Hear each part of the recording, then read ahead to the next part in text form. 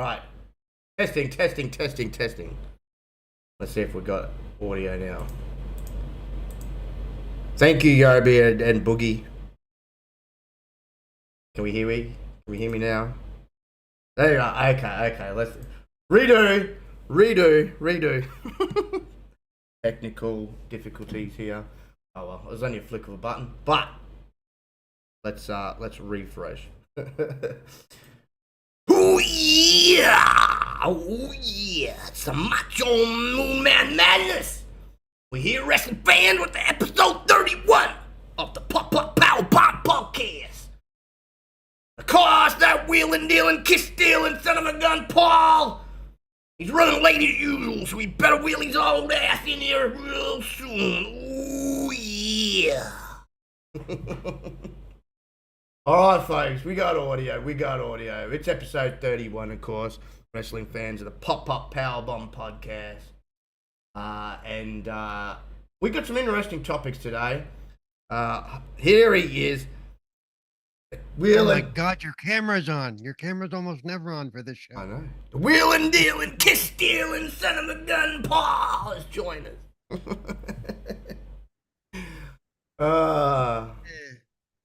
Better late than never.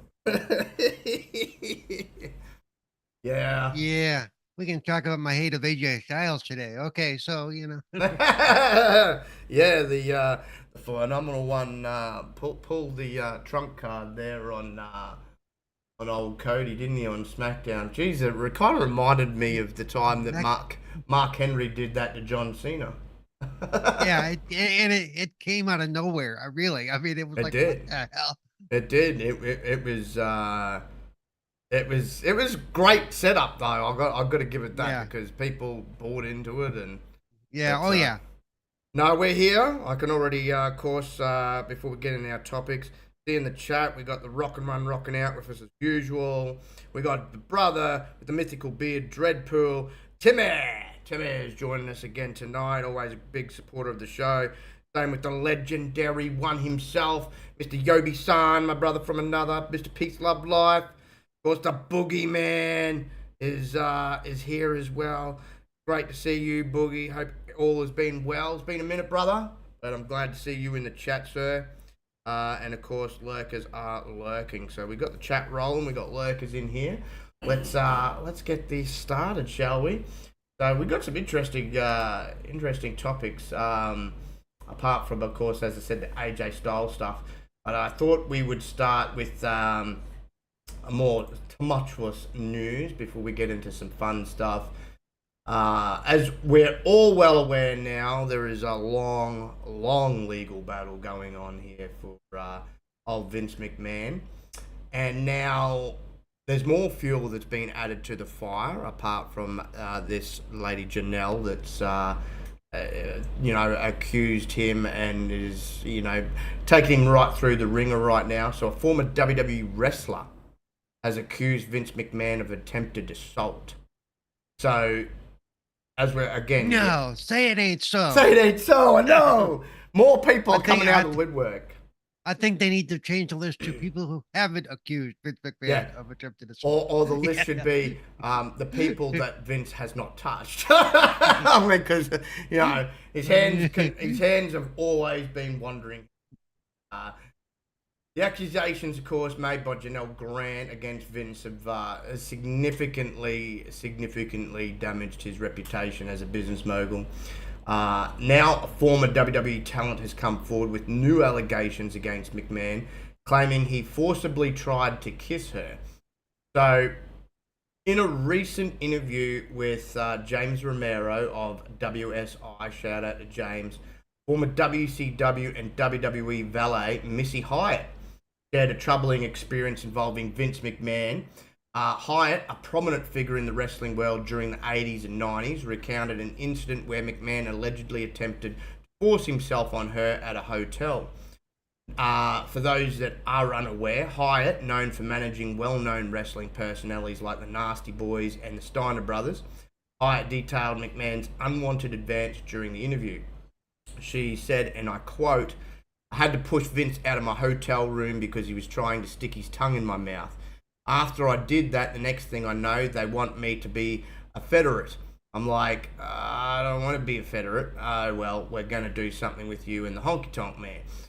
This, that, and the other. Blah, blah, blah, blah, blah. I didn't trust them. So I left, and I had to go beg Jim Crockett and Dusty Rhodes for a job.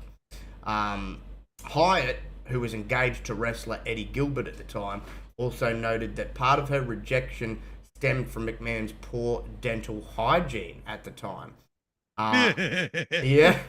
That night, he walked me to my hotel room and he was trying to get in. I was pushing him out, saying, "Get out." I was engaged at the time. If I wasn't engaged, maybe. But he had such bad teeth and bad breath. And it's like, you're a millionaire many times over and you can't get your teeth fixed. He really does have bad teeth. Hyatt also recently claimed that McMahon turned against her because she refused to sleep with him. These accusations add to the growing list of troubling claims against McMahon, leaving fans unsurprised and wondering if more allegations and more people will surface in the future. So interesting fuel added to the fire. Not surprising. More and more names as this case has gone on have come out. I mean, there was even allegations and accusations thrown from Ashley Mazzaro's family, God rest Ashley Mazzaro's soul, that he had took advances on her as well. I think Medusa has also come forward on some stuff. So the list keeps growing, Paul. Where do you think this is heading? Clearly, the more people are talking about, the more people are obviously comfortable to come out about stuff that's happened in the past. He's just looking and more and more it sounds like guilty. this one, and this one sounds like could be backed by the two guys she went to, Rhodes and Jim, because they would know, because they would say, "Well, why are you coming over here? Weren't you just contract with WWE?" And so she would probably tell them even back then, that Stinky Breath made a move on her, and funny how many of these rich people have bad breath. It's just kind of weird. It's like, yeah, and like a lot of these rich people that get into this type of stuff, it's as if they think they're entitled. They think they can get away with this. As we've heard many, many times, hush money is usually given out. This is just going from bad to worse. Like, and we know Vince has paid hush money before. Yeah. The thing is there's rumors. I don't know if you've seen them, but I've seen them recently. That apparently he wants to start another wrestling company and get back into the world of wrestling, but nothing to do with WWE. That ain't gonna happen. No. One, no network's gonna want to work with him. No one's gonna want to touch him. Straight out. Even if he managed to start something, I couldn't in my wildest dreams see any male or female talent out there wanting to work for him. Not just knowing these accusations, but knowing what he was like as a boss when he was running WWE. I think people are over that. People are more used to, well, either the Tony Khans of the world now or Triple H and the way he runs things and does things. And while Triple H is firm, he's definitely not an asshole. Never heard anybody comment that he's an asshole or treats them, in such disrespectful manners. Well, and also if he ever tried to do some of the stuff Vince has been accused of doing, I think Stephanie would break him. I'm telling you. Yeah, I mean, we know she's a badass, so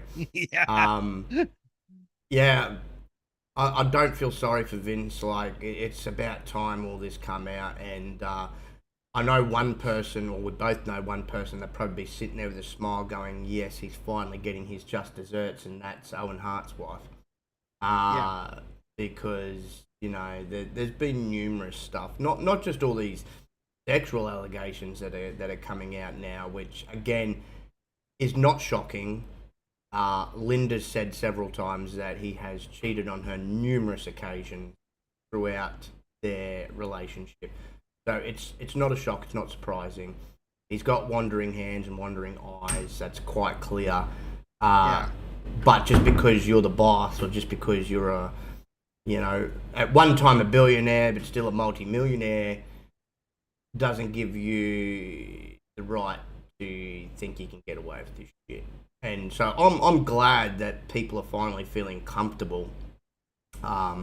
Obviously, for quite some time, people felt uncomfortable and wanted to stay quiet, didn't want to talk about it, but this is stuff that needed to be brought to light.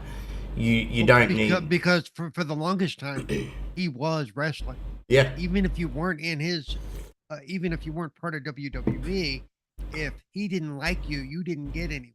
No. If, No, exactly. Especially once WCW folded, there was really no options there for ages until TNA really sort of started taking off in its early days and gave wrestlers another option. Maybe not as big as exposure, but at least another option. Right. And so, he kind of had it his way the whole time in reality. Yep. And there's nobody has that pool anymore. No. The man is, say he's 78 years old, by the way. Yes. Yeah, exactly. That's why that was the other thing I found with him. I'm like, why does he want to stay in wrestling? Why does he want to get back in wrestling? Why does he want to start another promote? Like, you're damn near 80. Why don't you just go and enjoy your retirement as much as you can enjoy it, because you're getting in some shit here, but... Well, I think part of it is because he likes having that. He likes having that sense of control, that sense of power, which he's not going to get back. No, he can't. He can't seem to let go, and now's the time to let go because he has no power. I can guarantee you, he has no power at home. Yeah. No. Oh God, no. Linda probably just has a stack of divorce papers she waves in front of him every time he gets mouthy, Yeah, why not? If I was her, I don't look, power to her, because I don't know how she stayed with him. I really don't. She's got her own money. She's made her own freaking millions. She doesn't need him, but I've got to give power to her. Like, the strength of that freaking woman putting up with his crap. It blows me mind. Given what we know about her, it could be a matter of she doesn't mind the money either. You know what I'm saying? No. No, true. The extra money coming in. So, but it is what it is. But I guarantee you that it probably is not a loving relationship at this point. Probably hadn't been for a long time. It's probably just a mutual money relationship. Marriage of convenience type of thing. Yeah. Exactly. But moving right along to some better, more uplifting news. Now, this ain't your show, Paul, but it might interest you. So FX, the channel, has picked up a half-hour comedy set in a comedy which is set in the independent wrestling world. So a fresh TV show centered around the world of pro wrestling is in the pipeline, as a recent pitch was successfully sold to FX. The half-hour comedy series is slated to delve into the vibrant Los Angeles independent wrestling scene, with the concept drawing inspiration from a blend of Dazed and Confused, the movie we're talking about, and The Wrestler, Mickey Rourke's movie. It could be interesting. Luke Hawx is among the notable figures involved in the project, which aims to infuse authenticity by featuring real wrestlers within the storyline set against the backdrop of modern-day wrestling. Adair Cole, not Adam Cole, Adair Cole, a familiar name in wrestling circles, is also on board. Cole, when approached for comment via Fightful Select, expressed his enthusiasm for developing a show rooted in the world of independent wrestling. He shared personal anecdotes of his long-standing passion for the industry dating back to his teenage years, and hinted at further updates as the project evolves. He said, "I'm excited to be developing a show set in the world of independent wrestling. I've been dragging my friends to indie shows since I was 15 years old. I was in a garage with 12 other people the night Samoa Joe debuted. This is a whole world I love and feel very connected to. Fortunately, I can't yet comment on where this show lands or who partners might be. I can definitely keep Fightful updated as things progress." So it's an interesting concept. So with a fusion of humor and drama, This forthcoming series promises to offer viewers a unique glimpse into the captivating realm of independent wrestling as envisioned by those deeply immersed in independent wrestling's culture and passion. So, how are you feeling about the blend, for example, of Dazed and Confused and the Wrestlers? That sounds like an interesting combination. Well, I mean, given that his character in The Wrestler was pretty much dazed and confused most of the time. Yeah, the Ram. Yeah, And I mean, and the fact, FX is Fox's side of really twisted comedy. They yeah, gave us, yeah. Always Sunny in Philadelphia. They gave us Archer. So Yes. if they're picking it up, I'm like, okay, this is going to be out there, which means it's probably going to be a lot of fun. So I'll definitely be digging into it when it drops. Um, because they actually, honestly, they turn out some of the best new comedies that I want to see because they are Yeah. twisted and they Yeah. are, they Oh they yeah, push man. the, Yeah. they push the boundaries, and it's As a- and I do hope they can infuse some real wrestlers in there, even if they're um characters of themselves, bigger versions of their characters. Hey, Yeah. that'll Yeah. make it even Exactly. more fun. That'll make it even more fun. Yeah. Well, I mean, You I know? know, because I follow the independents. I know who Luke Hawks is. Right. He's pretty big on the indie scene these days. Uh, so it's good that, like you mentioned, they're But going to for use me, real it would wrestlers. even be cool if it gets somebody like Dustin Rhodes in there for an episode just for fun. Well, I mean, the man's not doing much, you know what I'm saying? Yeah. So it's good that they're That's going right. to use real wrestlers. That's the thing. Right. I mean, you might even see the former Dolph Ziggler show up in there, you know, because he's only doing stuff with TNA at the moment. He does a few other things for other sort of indie promotions as well. You could see him show up. You could see his brother Nick Nemeth show up as well. Um, Sorry, not Nick Nemeth. That's him. Ryan Nemeth. Sorry, I should say. Correction. You could see a lot of these. I talents mean, from TNA. Val Venus is making an ass of himself on social media, so he might sure, You never know. You never know. Mark Henry might be another one that might show up. He's a free agent right now. His contract ended with AEW. So there's a world of Well, possibilities. you know what, and even then, I mean, look at what's his name who did the who showed up on the other show that we watch. Yeah. There's no reason that even some of the guys that have these contracts can't say, "Hey, can I go do this show just for fun?" Yeah. Exactly. Triple H may say okay, Tony Khan may say okay, yeah, Yeah. because it'll like I said, especially if they're bigger versions of what they really are. Yeah. They could have a Exactly. lot. They could have a Exactly. hell of a lot of fun with that. In my Yeah. head, I'm like, that could work out really well. Yeah. So it's going to be interesting. Like Imagine if they got Ric Flair out there. Oh God! I mean, he'd fit the bill for that kind of show, I guess, with Yeah, how he wild would. he is. He Yeah. could. He could even, even at what he's pushing 80 or whatever, all of a sudden they have him blurred out because he's doing his walk down the God, face like even naked. if they were both still alive, Dusty Rhodes and Macho Man would fit it too, just because of Yeah. how crazy and funny they were.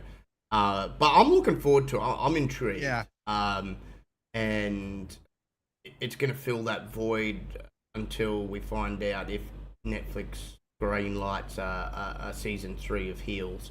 But Right. we know Heels is a more serious wrestling show, so this one's taking a more drama but comedic approach, I guess you could say. So there'll be drama added in, but comedic approach. So I'm Yep. intrigued. I thought it was cool to see that news, and like you said, I love FX's twisted comedy, so Right. we could get something really cool out of this.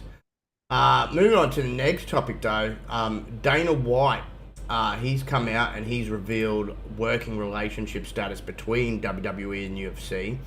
So obviously, ever since they merged into both of them merged into TKO, there's been widespread speculation about potential cross promotions, such as fighters transitioning to WWE to wrestle or wrestlers transitioning to compete in the UFC. Last month, TKO announced the integration of the UFC and WWE live events teams into a single unit, aiming to drive revenue growth strategies across key areas. The press release highlighted this move as aligning with TKO's efforts to leverage the power and expertise of both UFC and WWE to maximize event revenue potential and pursue growth opportunities at cost. As a result of this integration, there were employee layoffs, including several within WWE. WWE set to hold NXT Battleground next Sunday at the UFC Apex Arena, an event center and production facility where UFC airs fight night events, Dana White's Contender Series, and more. And then during the UFC 302 press conference, Dana White was asked about his experiences with WWE or if their operations had remained separate. White clarified that the two entities operate independently for him and WWE. He said, it's very separate currently. I haven't worked with them at all. I do what I do. They do what they do. They're using some of the people from my team to help them in different areas, business-wise. But as far as putting on live events, I mean, WWE is very good at what they do anyway. And we're very good at what we do. And yeah, that's about as far as it goes right now. So in conclusion, while the merger between the two under TKO has opened doors for collaborative opportunities, operational efficiencies, both entities continue to excel in their respective domains. The independence in their operations underscores the unique strengths each brand brings to the table, ensuring that fans receive the best of both worlds in entertainment and sports. However, there has been discussions behind closed doors of a cross-promotion event. Now that could be interesting, seeing UFC guys take on WWE guys. That would be interesting. Or even, like they mentioned, having UFC guys come into WWE, do something there for a while, having some younger guys in WWE maybe look to go into the world of mixed martial arts. The possibilities are endless with the two under the one roof. So what's your thoughts? What would you be interested in seeing some cross promotion? Would you be interested in seeing an event where it's UFC versus WWE? I guess you would personally, for me, I think they should keep them separate. Because well, one's a real sport, one's not. Well, there's that, and that's the thing is, yeah, you're not gonna more legitimize wrestling by doing this. If anything, you're gonna go the other way, and you're gonna delegitimize UFC, the mixed martial arts. Yeah. So that, to me, I think you would end up hurting the UFC brand more than helping the WWE brand at that point. Yes. Because and the UFC guys, the wrestlers, yes, it's scripted. Yes, it's kind of choreographed. They know how to take the hits and stuff, but they also, like we always talk about, they also have mic skills. They also basically they're actors. They're at a lesser level than, say, a dramatic actor, but they are still acting, and none of that is in UFC. No, exactly. And so you're muddying the waters if you do that, and I don't know how they would make that work. I can't figure out a way that would function. And I mean, most UFC fighters probably never want to compete in the WWE ring, and in reality, unless they're actually trained in it, a WWE superstar would just get absolutely smoked in the octagon. Right. And some of them are. I mean, there's only one person in WWE right now who's done any good in MMA, and that's Bobby Lashley. Right. Didn't Logan Paul do some No, I guess not. I mean, I thought he did some. I don't know. He did boxing, but yeah, the other thing is you want to be on the younger end of the scale of age. If you were going to go and try your hand in it, you don't want to be going over like when Punk went over. I think Punk, if he had went over when he was younger, less injuries and toll and everything, right? Maybe that may have panned out differently. I still give him all credit, even though he didn't win a fight over there. But I still give him all credit that he actually went over there. He did train his ass off with the Gracies and that, and he got in there. That takes some balls right there. He got in. That brings up something else. You put a WWE guy into that octagon. Yeah. And if he gets injured, and they can really get injured doing that. Yeah, exactly. Then he's out. Then he's out for a while. Exactly. And I'm just trying to think off the top of my head. who on the roster right now could even do something like that. The only way I can see them doing a joint event is like if they say, okay, we're gonna do a 4-hour event. The first 3 hours is gonna, or a 5-hour event. The first 3 hours is gonna be WWE. The last 2 hours is gonna be UFC, to kind of maybe put more eyes on the UFC. But yeah, I don't see them actually mixing talent and going, No, okay, no. okay, we're gonna have Gacy take on, or whatever his name is, take on some guy from WWE in whatever they're gonna do. No, no, no, No. don't do that. No. Don't do that. I mean, It's as I said, that there is one person I could think that could cross over, and they're not with WWE. They used to be with AEW. Alistair Black. And I actually think he trains in MMA. I think he possibly has more of an MMA background than I'm fully aware of, but I know he's trained in it and stuff like that. He could cross over quite easily. I mean, he's got the lethal kicks. He can strike. When you're watching in the ring, he kind of has that MMA sort of stance and stuff like that. So he's the only wrestler out of the two big promotions that I could think off the top of my head that could easily transition. Besides him, I can't think. I mean, you wouldn't put Cody over there. Cody would get his head lights knocked out, and that'd be it. So. And if you tried to put some of those MMA guys in a wrestling ring, they aren't used to pulling their blows. You're going to end up with another. Exactly. You have somebody over there like. I mean, like Goldberg, who's just going to hurt people. Yeah. and I mean, the only female I can think of now that's still in wrestling that, two females. Sorry, that have MMA we know how well backgrounds. that worked out. We know how well that worked out for a certain person. Yeah, Ronda Rousey. Shayna. Three females that are in WWE have MMA backgrounds. So you got Shayna Baszler, but she could go back across. I mean, that's where she came from. Lola Vice in NXT. She's got MMA background, and the woman that just returned. She used to be the co-GM of SmackDown. What's her bloody name? I can't think of her name. Yeah, the dark black hair. Yeah, dark black hair, and Yeah. she's just come back from injury. She also came from the MMA. So see, they've all got the background. So it could be quite easy for them to transition, but that's a handful of people. The rest of the talent are all only trained in wrestling, or some might be only collegiate wrestlers. We all know just being a wrestler, like collegiate wrestler, isn't going to be enough over there. No. Like you certainly wouldn't. I mean, I'm not saying that young Kurt Angle couldn't have gone all right over there, but I'm quite sure if he had been in there with, say, a pure striker, he would have been up Shit's Creek without a paddle. As great as a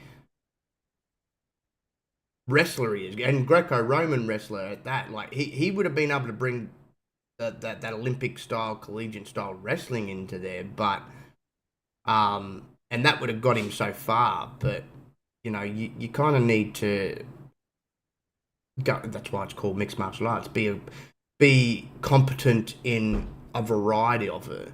So strikes, wrestling and submission. Power, etc., etc. So, I think they're better off keeping them separate.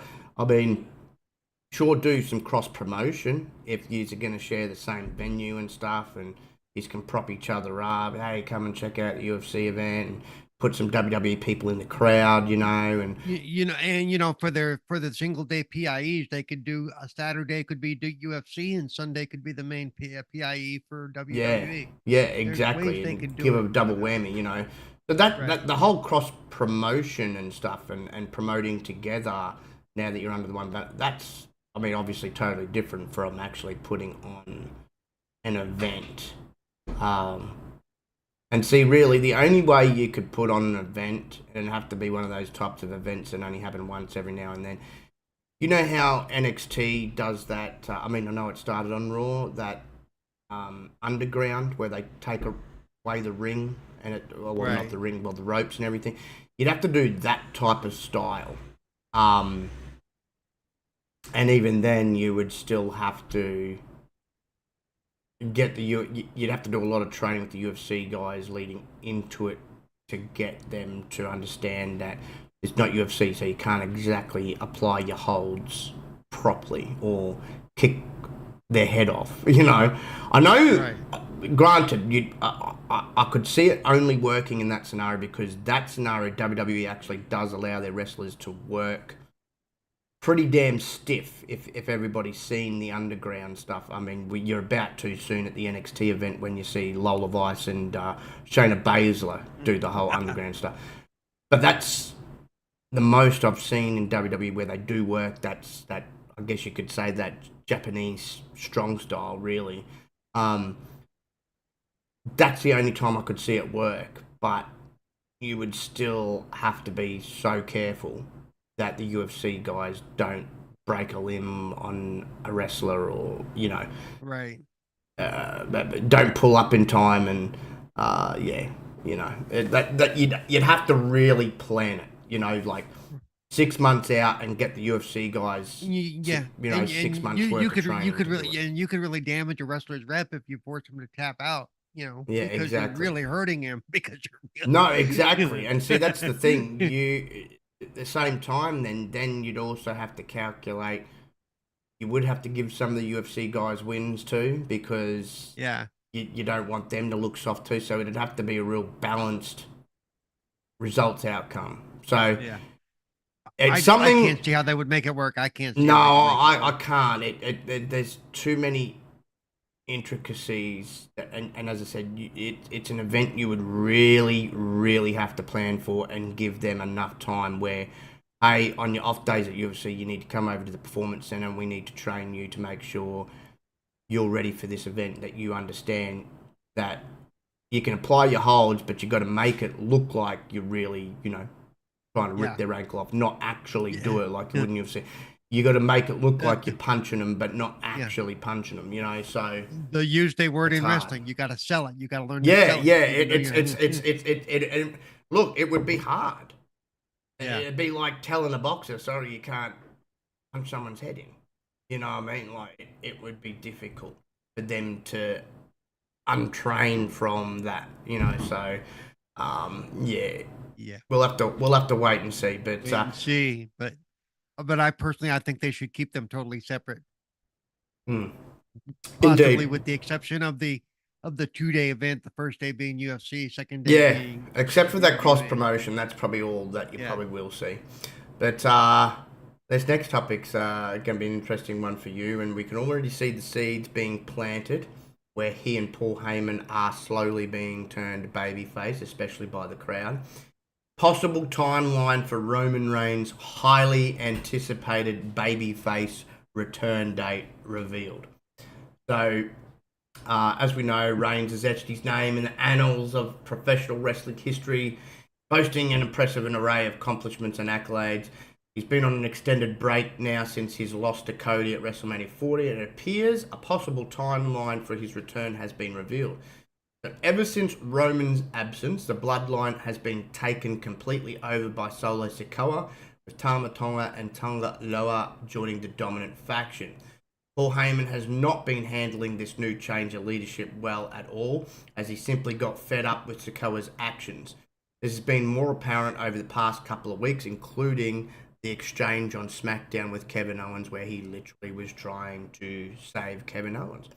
And I love pleading. Yeah, and I love that. Pleading and crying. I love that. He goes, I love the line where he's like, how many times have you redeemed yourself, Kevin, when you've been a bad guy and come back being... He goes, but no, the wise man, Paul Heyman, could possibly never redeem himself. I thought it was so freaking... Me too. Well, when you realize that Paul Heyman has never, ever, ever, ever in his career been a good guy. But he's about to be. And he's so over right now with that crowd. I mean, he has been for a while now, but it'll be interesting. It'd be good to see him play a babyface for a change. So while speaking on Wrestling Observer Radio, Dave Meltzer noted that Paul Heyman and Reigns are being turned babyface by the fans, and WWE has made it clear Reigns will return soon. He speculated that the Tribal Chief might just return sometime in July, which would be just before SummerSlam. So they're figuring probably maybe mid to late July. Obviously, in the meantime, he's working on a movie with Keanu Reeves. So he has to get that sort of tied up and done first. But when he returns, it will be in order to confront Sikoa, and we will see possibly a Bloodline versus Bloodline storyline building where the Usos will back Roman up against Solo's Bloodline. So, because there's one more person yet that's going to be added to Solo Sikoa's Bloodline group, and that's Jacob Fatu. He's already signed. It's just a matter of when WWE decides to debut him. He's been at the Performance Center. He's been spotted down there. That's of course, holds the accolade of the longest running and longest MLW world champion in their history. He's a big boy too, man. He's going to make Solo Sikoa look small. He's going to make Solo Sikoa look small. So, how you feeling about Roman returning just before and around SummerSlam, and him and the Wise Man turning babyface, which I think is obviously a logical choice now. They had a really lengthy run, almost 4 years of being heels, and clearly they're going to need somebody to go up against this new, like Paul Heyman said, unpredictable, very, very uber aggressive bloodline that's been forming without Roman. So, how you feeling on this? My question is, who do they put in Heyman's new stable besides Roman? Who are they gonna group up with them? The Usos, apparently. Yeah. Jimmy and Jay will team with him. You think both of them? Because right now Jimmy's still over on the other side, isn't he? No, he got kicked out of the Bloodline group. Oh, did he? I must have missed that. Yeah, Solo. No, you must have, because Solo gave him the old thumb to the throat, kicked him out. Oh, that's right. Yeah. And then Tama Tonga beat the crap out of him. Yep. So, no, he'd be siding with Roman. It'll be interesting to see how this plays out. Because it's been a minute since Roman's been a babyface, but this is now going to be happening more naturally instead of how he was forced down our throats the first time. Yep. So, I'm intrigued. My other question would be, how well can Paul be a good guy? I mean, that's going to be interesting. I know. That's going to be interesting. The man can talk on a microphone, so I think it's going to be more of a tweener act, kind of like Jimmy Hart did for a while. Yeah. Where he wasn't sugary good, but he wasn't awful bad either. No, and the fans are already behind him anyway. Like, yeah, they love him. I mean, listen how loud they were at the Hall of Fame speech, man. They absolutely love this man, and everybody knows him. But like I said, he's been a heel for 40 years. Yeah, he has. So it's going to be interesting. And he probably it has been 40 years, literally. He'll probably only stay babyface for as long as they do this Bloodline feud. Once that's done, I think you'll find he will probably turn heel again and probably be the manager, because the seeds have been planted for him to be the manager for somebody else, and that's Bron Breakker. So, and everything you've been seeing Bron Breakker do, including his recent heel turn on the main brand where he completely destroyed that young man, that's all Paul Heyman's work behind the scenes. Paul Heyman's working very, very closely with his character development, and I think that'll be the next person after he's done this stuff with Roman. You'll see him manage. And so you're saying the Usos and Roman, you think KO will be the fourth? Because they've been putting in with KO a bit lately. Yeah, I think KO will definitely help them. I mean, you've seen it on SmackDown, like he said. He goes, "Yeah, Yeah. I did have respect for the original Bloodline, for Roman and the Usos. Yeah. I don't respect these other guys though. So Right. I dare say so. Yeah, I dare say so. And there's those two other guys who joined KO in the ring too, because Or there's definitely no loss for them. the Yeah. Street Profits. Yeah. Yeah. So And they need to do something. You and I have both said they need to do something with the Street Profits. yeah, I Yeah. mean Yeah. they teamed up with Bobby Lashley, but Right. they've done really sort of nothing with Yeah. them. Mm. And now they've got that. I'm spacing on her name, but there's a BFAB, I think her name is. Right. Manages them, comes out with them, but they're just floating, man. Like Right. they're not really doing anything. And if they don't do with anything, No, if they don't do anything with them soon, I see they're them pretty being vanilla. featured They're in. pretty vanilla. Well, and I mean, put it this way, I think, and there were seeds already sown a while back. I don't know what ended up happening. They were looking to split them, and Bianca Belair's husband was going to skyrocket as a singles guy, and he can because he's got the charisma, he can talk on the mic, he's got the rings. He will succeed on his own. The other one, Dawkins, won't. So I actually think they've completely run their course, and I think they need to split them. That's just my opinion. They should have split them ages ago. But if they don't start figuring something out with them and doing something, then I think maybe they'll be in the next lot of cuts. Who knows? But we'll see. Next lot of news before we get into some contract discussion to finish it off. WWE's push for Liv Morgan and Dominic Mysterio's romance gains a lot of momentum. So Liz continues to seize the spotlight on WWE television, consistently delivering headline-worthy moments. Most recent surprise unfolded at the conclusion of the May 27th edition of Raw, where WWE is heavily promoting her unexpected angle involving a kiss with Dominic Mysterio leading up to today's episode of Raw. In the main event of Raw, Liv secured a monumental victory, defeating Becky Lynch in a steel cage match to retain the Women's World Championship. However, it was the post-match moment that left jaws dropping. In an unexpected turn of events, Liv shared a charged glance with Dominic before stunning the audience with a passionate kiss. Anticipation for Liv's appearance tonight is palpable. WWE has fueled speculation by teasing her address regarding the controversial kiss through their official Twitter account, accompanied by a photo capturing the shocking moment. Adding to the intrigue too, Liv recently engaged in fiery exchange with Zelina Vega, who attempted to disparage her for the kiss with Dominic. Fans now eagerly await Liv's response tonight as she prepares to address the unfolding drama and potentially offer insights into her motivations and intentions. This could really get interesting, especially when the return of Mami. I was gonna say, because I mean, even though it's all for the show, and there's supposed to be a relationship between Mommy and Dom Dom. Yes. So this is going to be added extra fuel to the fire if he is indeed in cahoots with Liv. Right.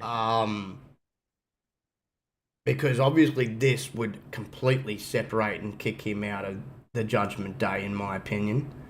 And Damien's already hinted that towards him, like, Mommy ain't gonna be happy. You need to correct this. Mommy ain't gonna be happy. Mommy ain't gonna be happy now if he is indeed in a relationship and helping Liv, because Liv took her out. Right. And essentially now has her belt that she never lost. So this return storyline has just gone up, been cranked up, man. Yeah. She's going to come back and take both the damn heads. I'll tell you that now, because she'll manhandle him too. What's your thoughts on this developing situation? Do you think he is in cahoots, or do you think she's trying to just make it look that way to drive that wedge? Where do you see this going? I think they could, because we've been saying they've been wanting to break up The Judgment Day. Yeah. the Judgment Day, so this could be, in a sense, her getting injured for real may have actually give them a great storyline to work off of. Yeah. Yeah. So I mean, so yeah, I could see them doing some really good stuff with this. I mean, and I think her and Liv going at it. We both said that's probably what's going to happen anyway, because she's probably going to end up Yeah. getting her belt back at some point anyway. So Yes. Yeah, I think the minute she comes back, the first match that she has with her, she'll beat her. right, Because she's just, I know Liv's popular, but Mami's like on another level popularity wise, just like right. Becky Lynch, So, And she didn't lose the belt because no, she didn't lose the belt. Out of any purpose of storyline. She lost the belt Yeah, for something I don't think she should have lost the belt for, but because I mean, for all the times that Roman's had on his butt for the last 2 years, you know, and he wasn't injured. That's my thing. no, exactly. And the excuse that he was on a part-time contract anyway. Well, they could adjust hers because she got injured on the job. Yeah, It's like, yeah. So I'm really intrigued how they play this out. Either they are in cahoots or she's just going to use and abuse Dominic. well, I think she's been using and abusing the poor boy anyway. So Yeah. So yeah. it's going to be interesting. We'll have to see how she addresses the stuff on Raw tonight. So I'm intrigued. I just think it cranks it up a notch now when Mami returns, and she's not going to be happy with Dominic. I can tell you that. No, as she likes to refer to her dom. So interesting. Who? Now we've got character-wise, I refer to as Dum Dum, but Dum. Yeah, Dum. We've got some more interesting news coming out about contracts in WWE. So, as I mentioned last week, and it's now official now, Becky Lynch is officially a free agent. Her contract's completely expired, and I believe she has stated, or someone stated on her behalf, she didn't re-sign a contract because she's looking to take some extended time off. Wants to rest up, not that she's got any injuries, but wants to take a break, as well as her man's not on the road at the moment. He's at home healing. So she wants to be at home with him, with their daughter and stuff. So, but she's expected to receive the largest contract offer in women's history, which doesn't come as a shock to me. She's one of the biggest stars in the female division on WWE, and she has been for a while now. Essentially, probably being the number one attraction before Mami started coming up the ranks herself. So, according to insights from Fightful Select's Backstage Report podcast, industry sources anticipate Lynch receiving groundbreaking contract offers, potentially making her the recipient of the most lucrative deal ever extended to a female wrestler in the history of wrestling. And this isn't just largest contract offers by WWE. They're talking about Japan as AEW as well, coming in with some offers. She's a free agent right now. She doesn't belong or under contract to anybody. So technically, even though I foresee her staying with WWE because that's where her husband is, she could sign anywhere she wants. Maybe in this time off, she has those conversations with Seth. And I've mentioned before, we know Tony can offer a massive amount of money. That's not an issue for him right now. But I think if she was to go over to AEW, it's not for fucking story, that's for sure. But it would be for new challenges, I guess. Versing women that she's never versed before, or maybe some women over there that it's been a minute, like a Saraya. It's been a minute since they've been in the ring together. That's the only reason I could see her leaving. But I don't foresee, it'd be a shock to me to see her leave. I know Jericho's been commenting on the possibility of her of a move to AEW for her. I just don't see it though. If her husband, if Seth was also out of contract, and then they were both maybe then I'd give more to the possibility of them both going to AEW. But he's under contract with WWE. I don't see her wanting to be completely separated on the road from him by being a part of another company. Right. That would be difficult. Yeah. Yeah. So that's intriguing. Do you think that she's deserving of this largest contract on offer for a woman? Yeah, I mean, I do. I think she's earned it. Yeah, I think she's earned it. I don't know if like you talked about, I don't know if she will take it because I think there's more to their relationship and everything than just, well, I'll be making a lot of money. Well, Yeah. that's great, but you may never see your husband except for maybe a month Yeah. out of the year. It's like, Yeah, and exactly like I said last week too. She's in such a great situation. Like, she's the biggest, essentially, arguably the biggest female star on the planet in wrestling, being part of WWE. We know Tony completely botches and mishandles talent over there. I don't think he could present her correctly. right.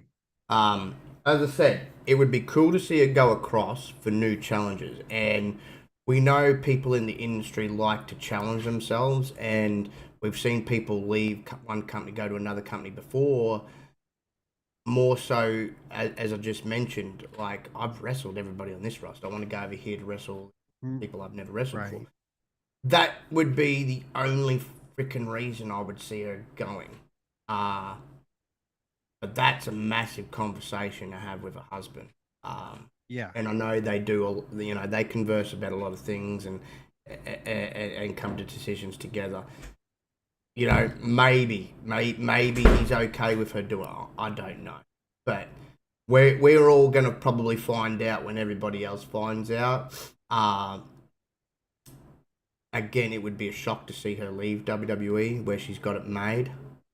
But we'll see, man. She's obviously right now just worried about having time off, recuperating, spending time with her husband and a child, which she is well deserved and earned too, for both of them. Even though Seth's obviously clearly also recuperating injuries and stuff. But interesting. 3 other names though, apart from Becky.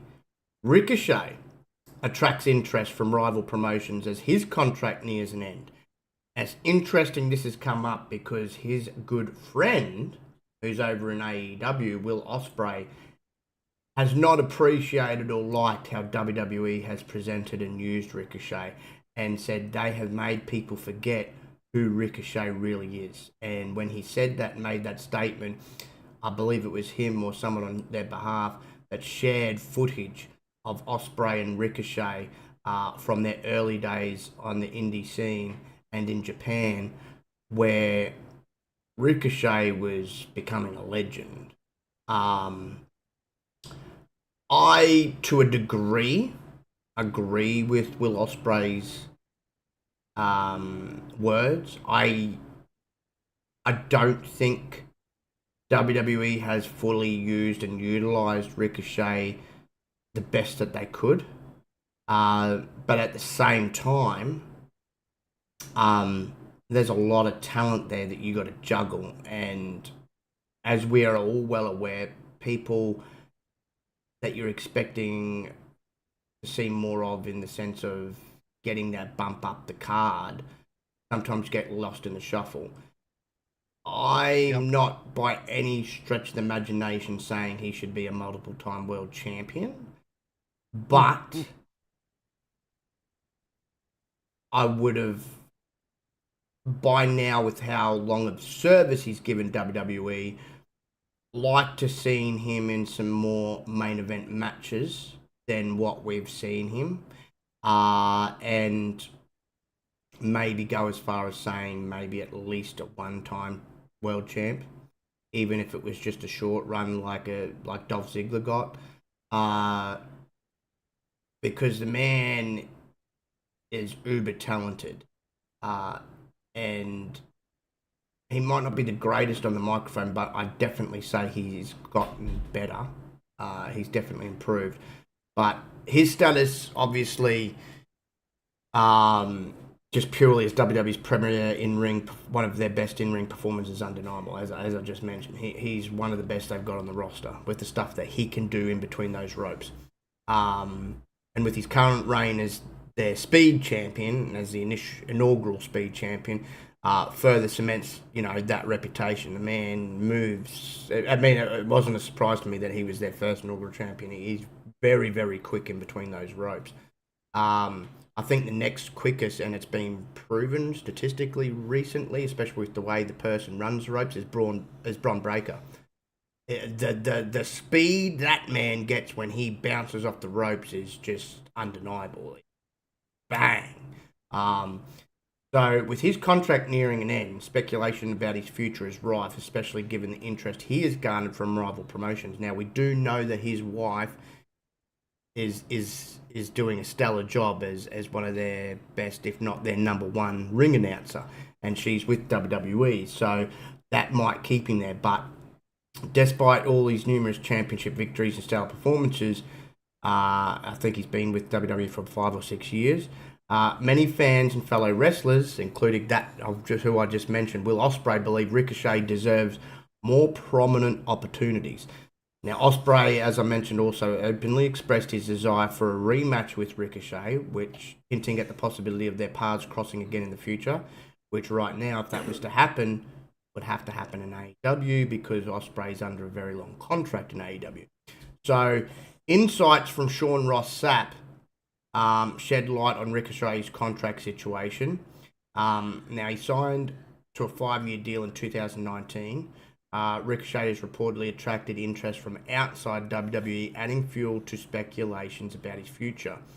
Ross Sapp says he knows he's got interest from outside of WWE.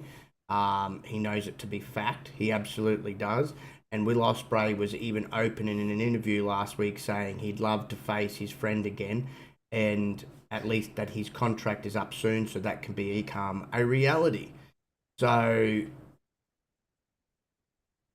it'll be interesting because I know in this case, I don't think Ricochet's wife being WWE's number one ring announcer is going to be enough to keep him there.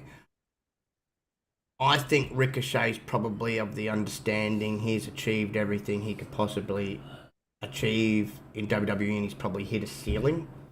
I don't think they're going to give him the opportunities that he could possibly be looking for, because they've got too many top guys there, from CM Punk, Cody Rhodes, Drew McIntyre, Seth Rollins, the list goes on.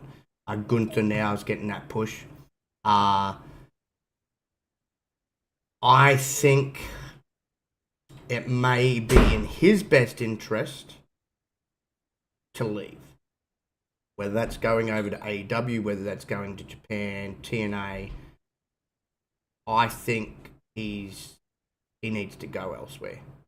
If he's looking for the type of opportunities that he may be looking for, it's going to happen elsewhere. I could see him going to Japan and becoming their world champion. I could see him going to AEW and Tony Khan at some point making him their world champion. Companies like that, if he went to TNA, instantly I could see him being their world champion. So he could be a world champion elsewhere. I don't foresee that happening in WWE because there's just too many top guys there, and more top guys on their way coming up from NXT. Or one just recently came up in Dijak. Ilya and Carmelo Hayes. So he's not going to get to the ceiling that he wants to get to there. I'm not saying by any stretch of the imagination either that Triple H and co haven't appreciated his ability and appreciated him. Of course they would.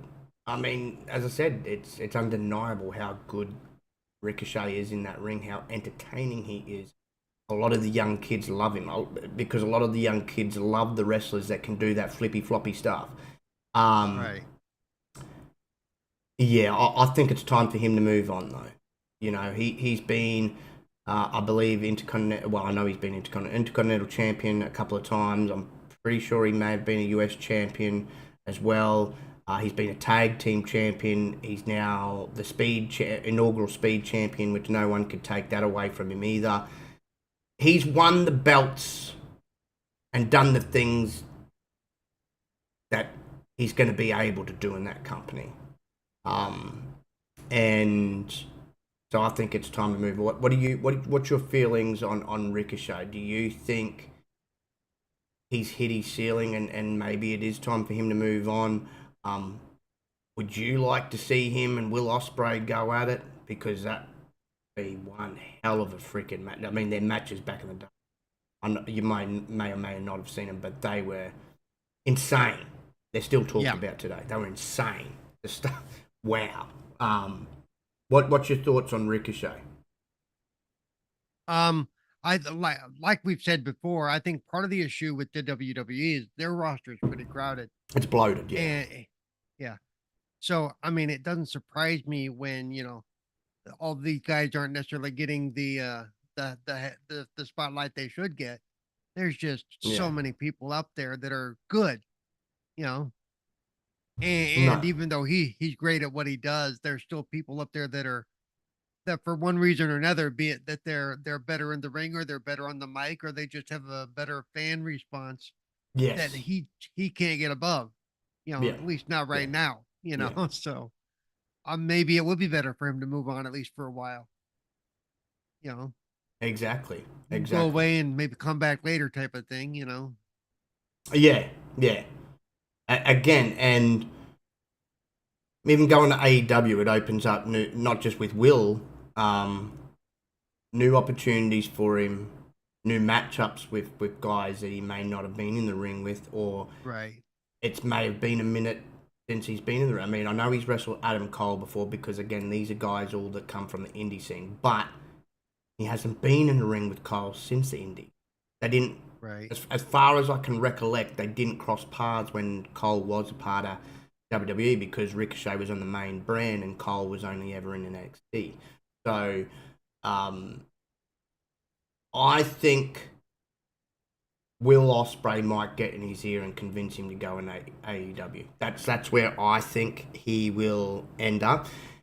Otherwise, I think he may go back to Japan, where he was becoming a star with Will Ospreay at the same time, before he went to WWE. Heck, he could even go down to Mexico. His style fits that Lucha Libre style, that high-flying style, so there's numerous places he could go. I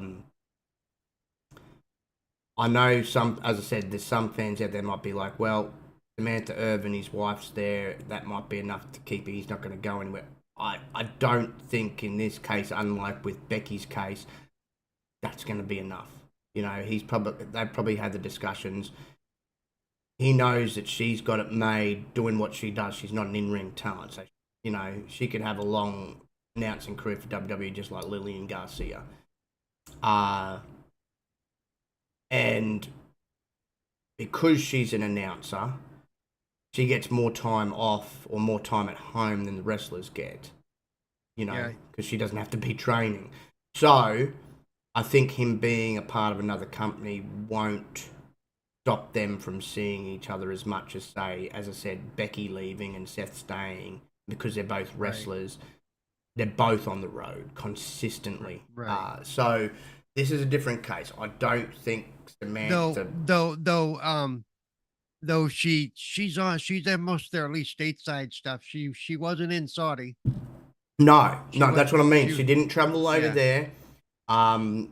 She doesn't do a lot of the non-televised shows either, and she doesn't do SmackDown or NXT. So because they've got other announcers, she's does the main number one brand in Raw. So if she's only working once a week essentially, and then the pay-per-views, she's got all the time in the world on her hands, where she could, he could say, hey, I know you're currently in New York doing your thing for Raw. I'm going to be wrestling on AEW in Chicago on Wednesday night. She'd have plenty of time to get to Chicago to watch him, for example, you know what I mean? So yeah, it's a different situation. I think he's gone. I think he's out the door, and I think it would be the best option for him. Another guy AEW's coming knocking for and whose contract's looming is Dijak, the man they brought up to the main roster and haven't done anything with. And I said this whole time he would have been better off staying in NXT, because in NXT they seem to do the right thing by him and he seems to be prominent in NXT. Now he's been brought up, they're doing nothing with him, he's got lost in the shuffle. So, and as I said, he was on a roll when he returned to NXT last year. And the star was truly bright for him as an NXT superstar. But he obviously probably wants more than just being on NXT. But it's just not going to happen in WWE. The guy's talented. Mind you, he is 37 years of age, but he is talented in the ring. We know he can talk, so he can tell a story. He's great as that dark, sinister, badass, ass-kicking machine that his character is right now as Dijak. But his current deal's set to expire within the month. And former wrestler Matt Morgan on Gigantic Pop Podcast has voiced his opinion that Dijak should consider a move to AEW and that AEW is interested. The TNA legend, known as in wrestling circles as the Blueprint, Matt Morgan, highlighted that WWE has repeatedly miscast Dijak despite his exceptional in-ring abilities and mic skills. Therefore, according to Morgan, transitioning to Tony Khan's promotion could offer him better opportunities to showcase his talent. And I quote, this is what Matt Morgan said, Dijak could be very good in AEW and could be one of their top guys. WWE have miscast him multiple times, no question about it, including when they changed his name to T-Bar and had him wear a mask, a part of that silly group when he initially was brought up from NXT to the main roster. He's a fantastic in-ring worker and will work his ass off for you. He's a big guy, very competitive, and, I think the dude is great. So he's really good, and he can work with anybody. He can make anybody look good, and he can make himself look good. So there's been reports that he has yet to sign a new contract with WWE. And it's not known if WWE is interested in keeping him either. So it, again, I think he's another guy that needs to move on. I think he's hit his ceiling. WWE clearly, when it comes to bringing him up to the main roster, has no idea what to do with the man. I don't understand why. You don't have to change his character from NXT. It works. It fits for him. But again, there's just too many guys there. And we know in WWE they prefer to push unless you are really one of their top guys. Like a Cody Rhodes, for example, who I believe is about the same age as Dijak at 37. You're not getting pushed. Right. So I could again see him going to AEW. I could see him being a world champion, or at least fighting for the world championship over in AEW. I could see them using and utilizing his skills over there. How do you feel about Dijak? Again, I don't think WWE has done right for him, except when it pertains to his NXT runs. Which I don't get. They did wonders with him in his initial NXT run. Then they booted that when they brought him up the first time, and as I said, changed his name to T-Bar and that. And then they sent him back down to NXT, and he blossomed again. only to get called back up and he's done nothing. That screams to me it's time to get out, time to move on. How about you, brother? How do you feel? Yeah, I mean, maybe they don't. Again, it could also still come down to there's again. I hate to say it, it's just so much talent that they are bloated, Yes. and that when they get somebody else up there, that they really don't know what to do with them because No. they don't want to take away from some of the other guys they're pushing Yeah. or some of the other guys that are hot. It may not be any. It's not that he's bad. It's not that it's anything like that. No. It's just they really don't know where they can put him in the lineup. You know, Exactly. and he doesn't deserve to be stuck down in the mid card, even on the main roster. Yeah. Yeah. Hey, what's good, Lemon? Shout out to the brother. Lemitius. So I mean, maybe it will be better for him to, you know what? And there's no shame in staying down in NXT either, really. No. As I said, He's still part of the WWE promotion. yeah. They still get their pay-per-views. They still get, If he's going to stay, that's where he needs to be on the NXT brand, where he's Right. actually used and utilized. Right. And I could see him being an NXT champion, even if it's just one time. They know what to do with him down there, Shawn Michaels and that. Yep. And he's not getting lost in the shuffle. No, and he could be a leader down there to the new guys they are bringing up. Yeah, exactly. If that's something that interests him. Otherwise, Right. yeah, it's time to move on. Again, Right. whether that's TNA, AEW, New Japan, wherever. He's another one that's hit that wall, hit that ceiling, and if he's not happy, he needs to move on. Yeah. The other interesting name whose contract's up. However, now I'm so going back and forth of whether I should say this or not, because we've seen this one other time with somebody else. We thought, oh, they're not going to go anywhere, and next minute they were gone. Chad Gable's contract's up, even though he's in the midst of a very prominent IC Heel title. turn. Holy shit. Yeah, IC title feud.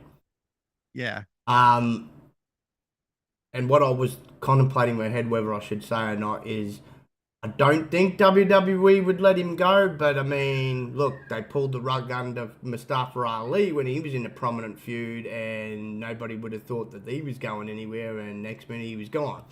But I think WWE is high on Chad Gable, especially, they've kept him around all this time that he's been with the company now. Now he's showing a different side of him and getting a bit more opportunity, sort of up into that mid to upper mid card.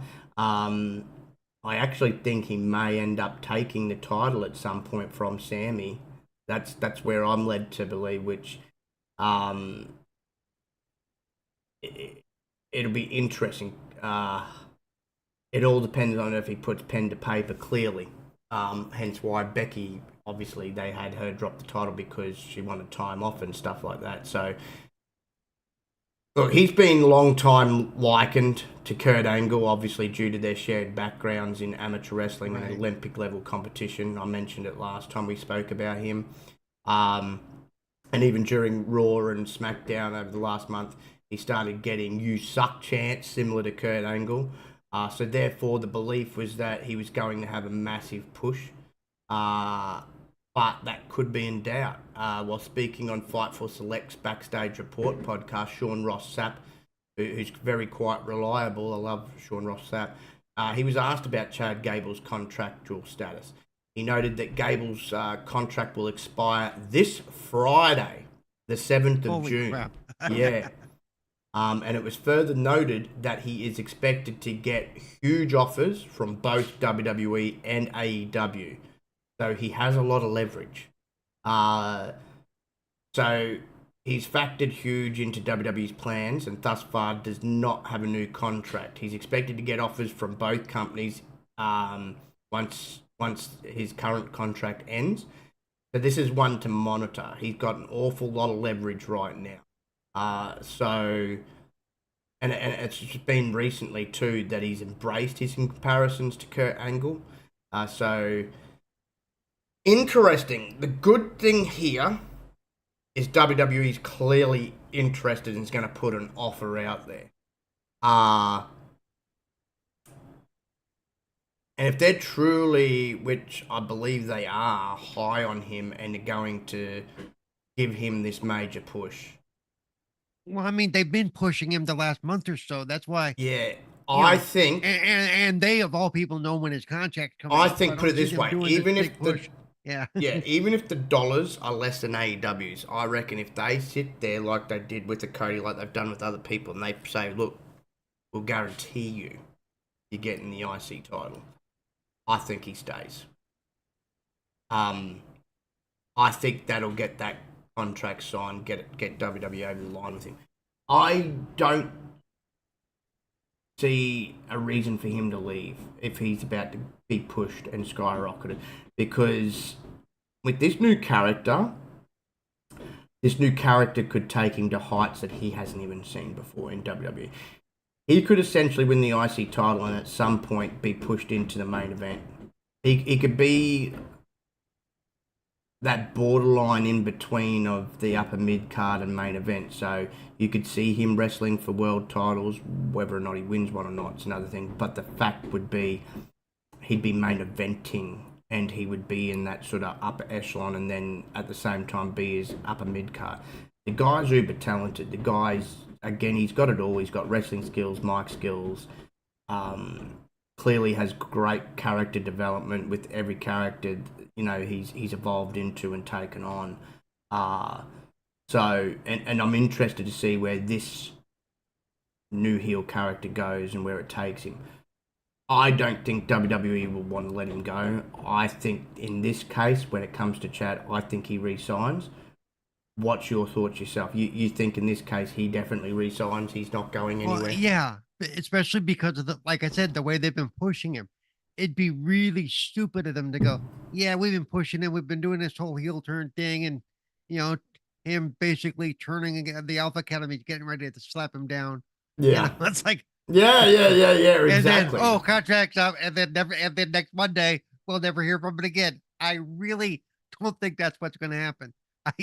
No. Well, I think he's in a better position than Ali was. Yeah. Like, Ali was kind of just thrust into that kind of matchup with Dom. He was like half pushed, I guess you could say. I wouldn't say they were fully behind the push there. And yeah, I think Chad's got more going for him than Mustafa Ali. And I mean, you know me, usually when stuff goes down, I can look at their side and go, okay, I can see it. But if all of a sudden they don't sign him to a contract and they just drop this whole storyline that they were working on, even I would be going, what the, you know? Yeah, I would. Because it would look like they dropped the ball. It's like, I said, they know when their contracts are up. Why would you start a fresh storyline knowing you're only going to have the guy for 2 weeks? Yes. You know, it doesn't make sense. So, no, I think he's guaranteed to re-sign in this case, unlike the last few we were just discussing. I think he's guaranteed to re-sign. Yep. And I also think that that even though they put off the contract signing to the last day or the last minute, I think they've already had this discussion. They've already done the handshake agreement type of thing. And some of this is for us, the viewer. You're not wrong. For the people on Twitter that got to have something to talk about. You know, you know. Oh, he hadn't signed the contract yet. Oh, his contract's up on Friday. Oh well, you know, Friday during SmackDown, they're going to announce that. Yeah, Friday during SmackDown, they'll announce that he signed his contract, or they may announce that he didn't. You know, that could be fine as well. Yeah. That's the only thing that I was a bit taken back by. I didn't think it was coming up so damn soon and no new contracts being signed. But no, I don't doubt that they're deep in conversations and stuff. But there's not really a lot for him to consider or think about here. Like, he's about to be a made man, essentially. He's getting a major push. They're clearly behind him in this new gimmick. Why would you want to leave? you know. Yeah. And he's in a great position, and so Yeah. he's not in a Per- position where he's getting lost in the shuffle or anything. They're doing something significant with him. So personally, I'm waiting for the big guy on Alpha Academy to smack him on purpose. it's being You know. teased and teased and teased, and it's Yeah. going to be Otis that hits him because Yeah. Tazawa's not going to do jack crap at the moment the way they're presenting him, but Otis is going to clock him. I can tell you. I mean, Otis clocked him by accident on Friday, but Yeah, you know. but I think he's going to clock him properly soon. Yeah. You know, that's definitely happening. That whole stable is nearing its end. As I said, there's rumors going around that he's going to create a new stable with the Creed brothers, which makes a lot more sense. Essentially, creating a new version of Team Angle, which was the three collegiate guys back in the day teaming up together. Charlie Haas, Shelton Benjamin, and Kurt Angle. So you'd have these three, which are all collegiate guys, teaming up with Chad being the leader, and the two brothers backing him up. So and probably going up against what's left of the Alpha Academy. You know, it's like what's left of it wouldn't be much there. But oh man, his bad guy being horrible has just worked. Like the stuff that he said to her, it's been hilarious, man. So you know what you talked about earlier with Dom, and you're gonna get some of that answer tonight, and there you go. But look, I love these work charts where like, you go out there and do that stupid dance. We're gonna fucking have bro. With Tozawa, where he goes, and even hey, don't do nothing till it's time, and then he's screaming, "It's time! It's time!" The silly Barbie doll, no good for nothing Barbie doll, dumb. Like, oh my god, he's being no. And all I'm thinking is, in real life, if anybody ever talked to me like that, they wouldn't be talking for long. Okay, no, I might be disabled, but damn, no. That's what I'm saying. Like the character work on all of them to sit there and just cop it is just wow. And then you've had Sammy coming out defending him. Like, what are you doing? You shouldn't be talking to him like that. You really gonna stay here and let him talk to you like that? You know? So the whole thing's been great, but I think he stays. I think they have him beat Sammy at some point. And might be even in their next match, considering he lost the first match the first time around. So, interesting times ahead. No, you got some. Look, before we finish out too, you've got some great storylines developing on both brands here. Where they go with this whole AJ and Cody thing has got me intrigued. And AJ obviously getting the band back together, the WWE version, I guess you could say, of the Bullet Club, and then you've got this storyline with Chad and Sammy. You got the whole Marmy and Dom and Liv Morgan love triangle thing building. The dissolution of and breakup of Judgment Day. Man, you got some. As I said, you got some real interesting stories coming out of this, and so as a fan, you're not left wanting. That's for sure. They're doing a great job as they. I'll steal Triple H's line. They've been on a huge run right now. They're just like steamrolling everything. WWE. They're on a high. They came out of WrestleMania on a high, and they've just kept that momentum going. Usually they seem to lose a little bit of steam in years prior after WrestleMania, but no, they haven't. They've kept that train on the tracks and just running away with it. So I hope that momentum continues, which I think it will, especially under his watch.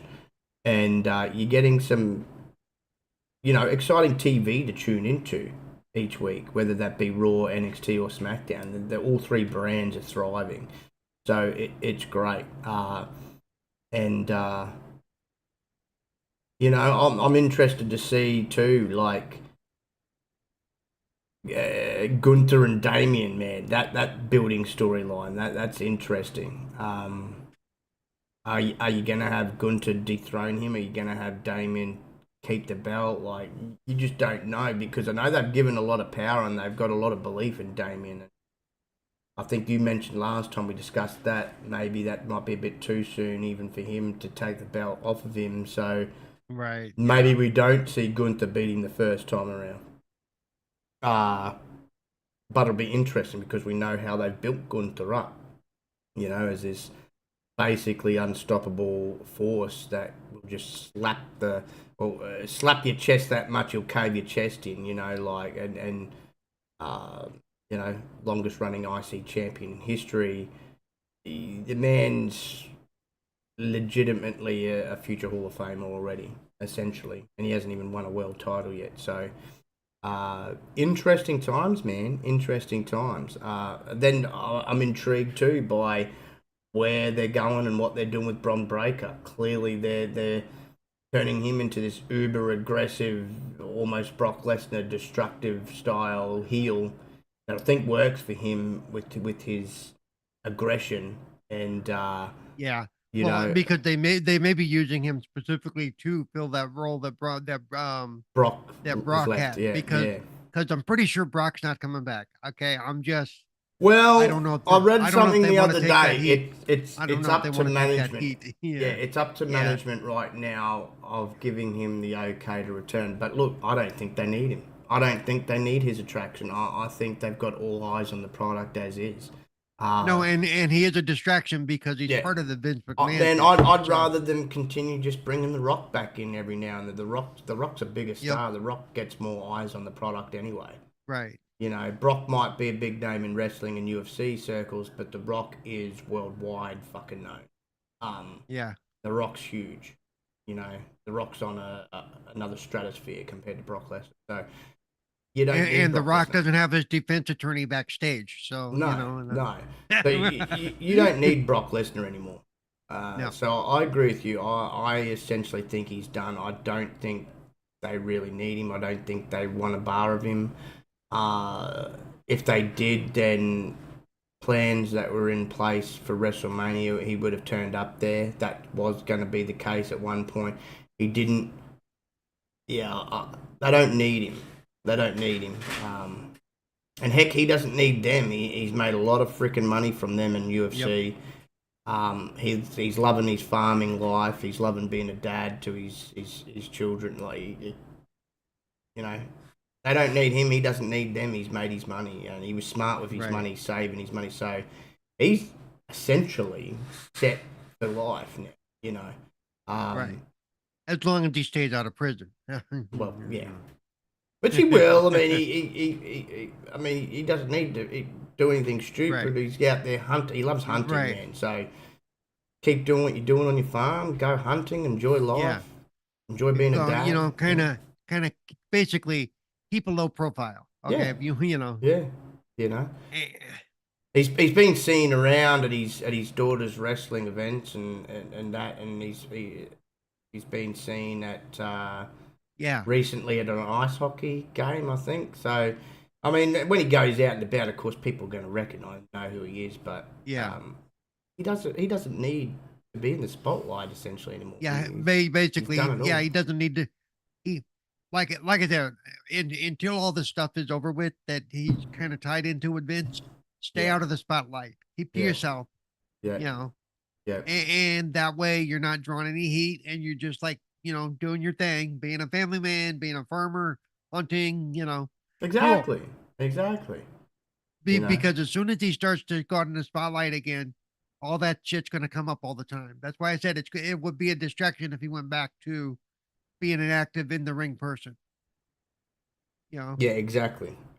Oh, good question. Good question, John. John asked in the chat, who was everyone's favorite wrestler from any era? There you go, Paul. That's a head scratcher. Somebody asked me that. Somebody on Twitter X asked that question the other day, and I kind of have to break them down to eras because Rowdy Roddy Piper for one era, and then you work your way up. I mean, current era, everybody knows who knows me that Cody is probably my top of the line right now, and it's probably tied kind of with Cody and like CM Punk, because I love watching when both of those guys hit the ring just for their mic work I alone. could give you my top three guys. I'll give you my top four guys in history, Right. and these are four names that are probably right at the top of my list before my list continues. In no particular order, Piper. Yeah. He was the first to do the Piper. I love Rowdy Piper. Eddie Guerrero. Yeah. Owen Hart, who I think was the best Hart, because Brett lacked charisma. He didn't have as much charisma as Owen. Owen could out wrestle him and have more charisma. He was just the whole package. And can't forget, oh yeah, the Macho Man. Oh yeah. I mean, Yeah. Macho Man was cool, but like I also like Mick Foley be up there for me too, for that, rough and tumble, gonna bleed all over everybody wrestling, And then I'd probably say, if I was going to round out my top five, actually, Undertaker. Yeah, Undertaker, because that. You mean Roddy, not Ronnie Piper. There's no Ronnie Piper. Yeah. Rowdy Ronnie Piper. Yeah, he's like Roddy's little brother. Yeah. Yeah. No. Yeah, that'd probably be my top five. Piper, Eddie Guerrero, Owen Hart, Macho, and Undertaker would be my top five. Out of the current, if I was going to give you a top five out of the current, I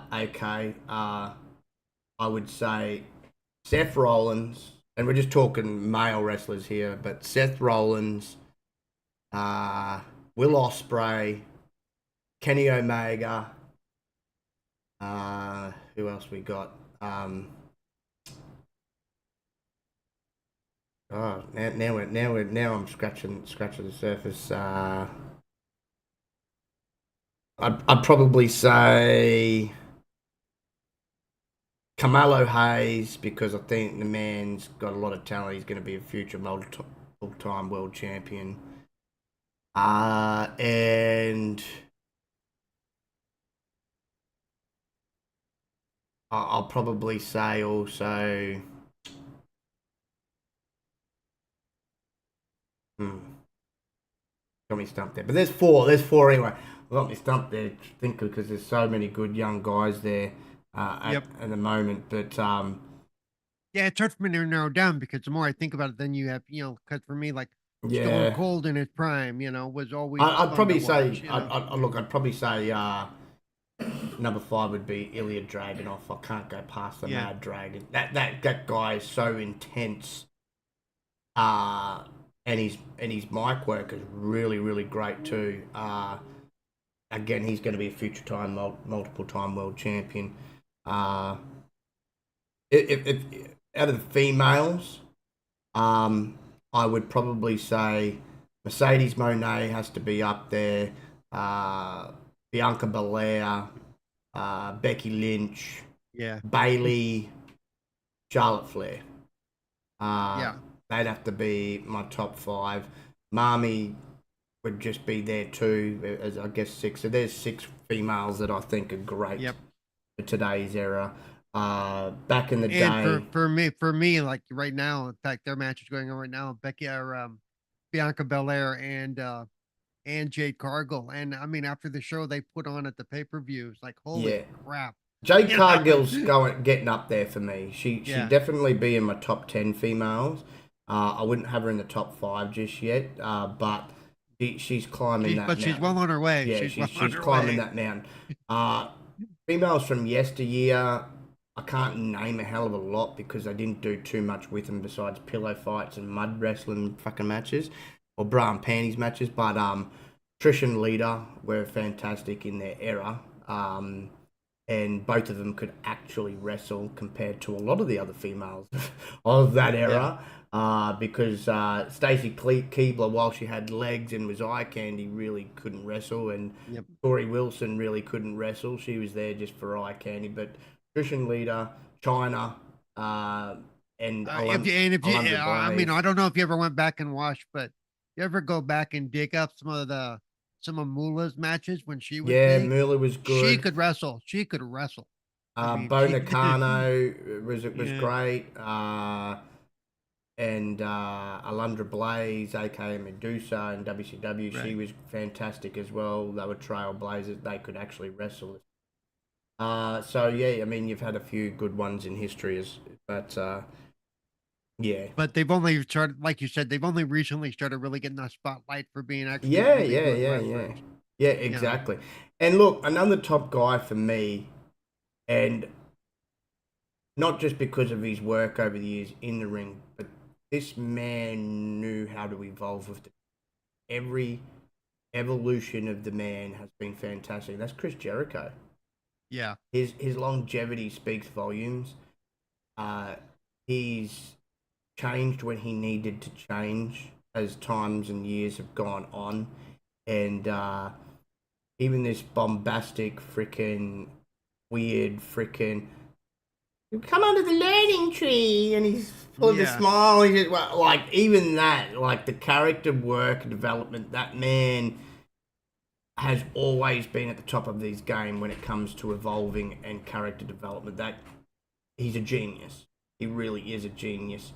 I hope he comes back for one last run, even if it's just like a year run with WWE, just to come back, have a few matches, and get that Hall of Fame ring.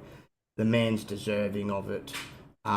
He's been another fantastic long stay. As I said, there's never really been huge periods of time where he's been out. He's really been, not only kept himself in good shape most of his career, but he's been very, very, very lucky.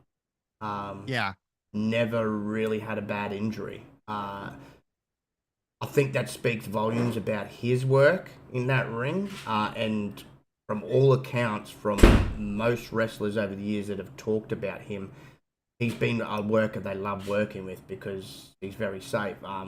Why a lot of guys, even though, yes, we know in his early days he copped a lot of heat, and a lot of guys didn't like him because of where he actually came from, because he didn't have a wrestling background, but everybody these days can't speak glowingly about more glowingly about The Miz.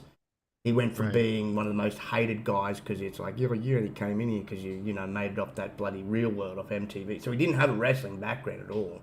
And I think that's why, when he first came in, he was cocky and brash.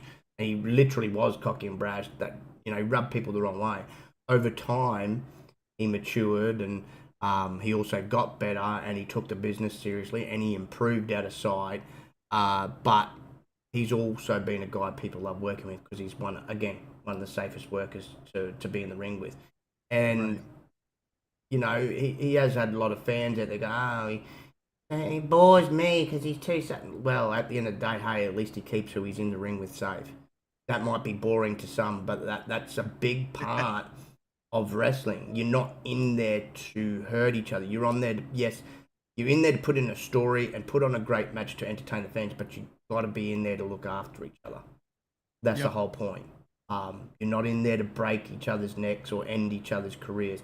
And when it does happen, a lot of the time, I won't say all the time, because there's probably sometimes that it's purposely done, but a lot of the time it's by accident. It was by pure accident. For example, I'll give you one example. When Owen Pyle drives Steve Austin, it was by accident. Steve had positioned himself wrong, and Owen attempted to adjust sort of mid-move. It just didn't work out that way. Undertaker, again, there's been a couple of times where you can see it, plain as day, the eyes don't lie, where he hasn't held them, whether that's been his own fault or they wiggled a bit while he's tried to do the tombstone, and then the top of their head has literally connected with the mat when it's not actually supposed to. It's supposed to be at least half an inch to an inch off the mat. It happens. So again, that's accidental. And I can guarantee you, after when that happens, they go over the tapes to see, who who messed up. Yeah, exactly. And guys that have done it on accident generally have put their hand up and said, "Yeah, I fucked up. That was me." Or both of them in the ring. Look, we were both at fault, and that's how you know that they do care and they don't want to make it happen again, and that it was a mistake. It's the ones that stay quiet that you're like, that motherfucker legitimately went out to hurt him, But it also means like, and if you really, especially if you go to a live match, you'll see it. They're always talking in the ring. They're always checking on each other. Half the time when the ref goes down close to their head, it's because he's like, "Are you okay?" Right. Yeah, exactly. You got to look. That's the whole point. You got to look after each other. Otherwise, you wouldn't get these 20, 30-minute matches or even the 60-minute long Iron Man. You wouldn't get that if they weren't looking after each other. So, safety is obviously a big thing. Because when they don't look after each other, that's when people end up getting paralyzed, which we know has happened. Because they break somebody's neck and they do the next move on them because they really didn't give a shit. They they honestly didn't pay attention. But the guy's laying there drooling and they just, oh well, let's pounce on him some more. No, yeah, exactly. But no, that was a good question. John. Yeah. Especially with me and Paul, obviously like yourself, as I can see your people you're mentioning from Macho Man, Ultimate Warrior, and Hogan, you can go ways back too. So it's great when we get people in the chat that can go that far back, and that's what I'm saying. There's been multiple. Yeah, when people go back and I remember the old days, and you're like, fuck them all. Okay, no, that wasn't the old days. No, people was like, oh, the Attitude Era. No. We're talking the territory days, Really, and I do go back to the territory days. I saw Pepper Martin wrestle with Pepper the Martin, first match I ever went to. Blackjack Mulligan. In the 70s, yeah, man. Blackjack Mulligan. Randy Orton's dad, Bob Orton, the Von Erichs, Flairs, Dusty Rhodes, Gorilla Monsoon. Yep. Jesse I wish I could remember more of who I saw in Sacramento before WWE. And did you see that? Thing, actually, now that I've just mentioned his name, that just popped up too before we get on out of here. Jesse the Body Ventura is in talks with WWE about coming back in some sort of role. That's interesting. Personally, I would love to see him come back to the announce table. Because I thought some of his best mic work was at the announce table. I wouldn't put it past him, man. If he could still do it or still wants to do it, that'd be cool. But him signing back there is going to be, him and what's his name, I've said it before in the show. When I went back and watched all the WrestleManias, it was when he took the announce table and had the back and forth with what's his name, Gorilla Monsoon. There were no two better guys at that table. No two better guys. If you paired him, say, with Michael Cole, would be that'd be freaking hilarious. But he did it back then. Snooker's finishing move back then, man. He was insane, bro. I think he was like one of the originators of insanity in that ring. The man just put his body on the line all the time.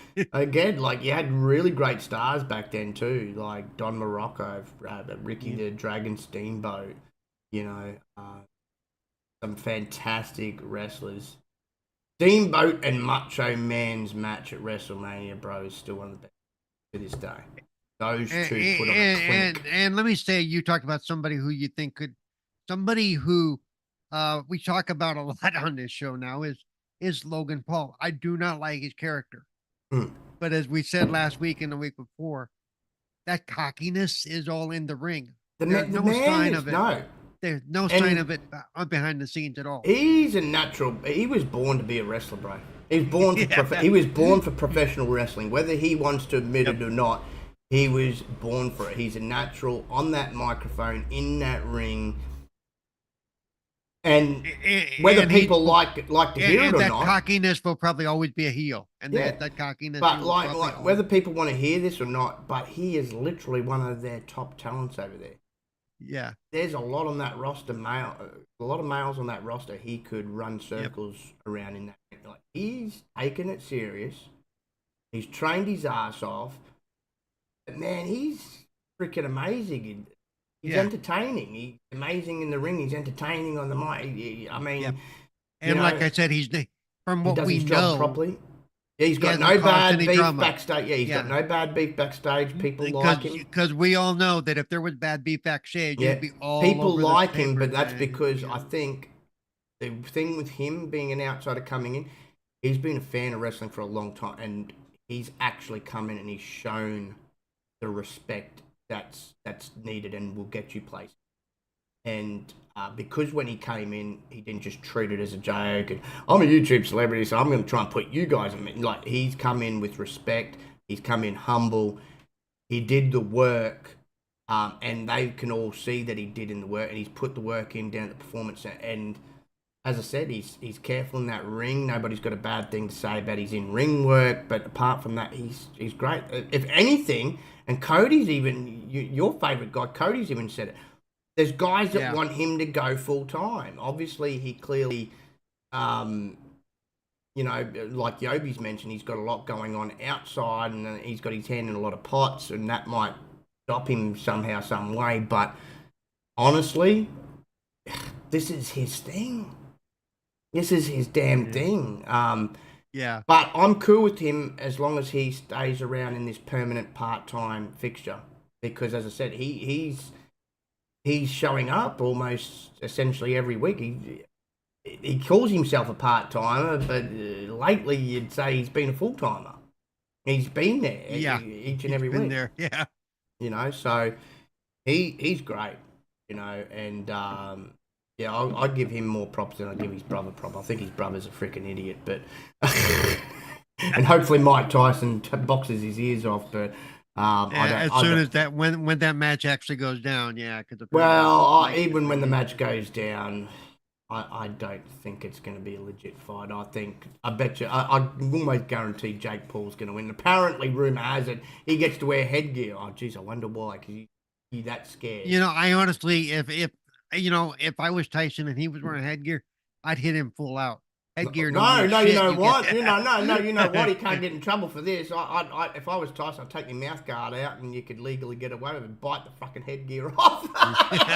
He might have got in trouble for biting. Oh, there you go. Deal, but, he could pull a George Animal Steel on him. Yes. He's not biting anybody's ear off. He's just taking the headgear off with his teeth. There's nothing wrong with that, right? But when I heard that, and if that ends up being the case, he does wear headgear. I've said it once, and I think I've said it about 1 million times now.